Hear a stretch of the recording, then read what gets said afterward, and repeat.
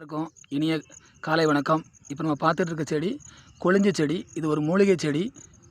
நம்ம உடம்பில் வயிறு சம்மந்தப்பட்ட வாயு பிரச்சனை எல்லாத்துக்குமே இது ஒரு நல்ல ஒரு மூலிகை மருந்து. அதேமாதிரி விவசாயத்தில் இது ஒரு இயற்கை உரங்க.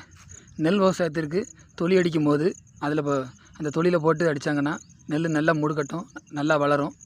தென்னை மரத்திற்கு வண்டரிப்பு பிரச்சனைக்கு தென்னை மட்டைகளில் அந்த குருத்துக்களில் இந்த கொழிஞ்சி செடியை மடக்கி வச்சோம்னா அந்த வண்டரிப்புலேருந்து சரியாயிரும். அந்த வண்டும் அங்கேருந்து போயிடும், அல்டா இறந்து போயிடும். தென்னை மரத்திற்கு ஒரு நல்ல ஒரு இயற்கை பூச்சுவரட்டி மாதிரி இது பயன்படுது.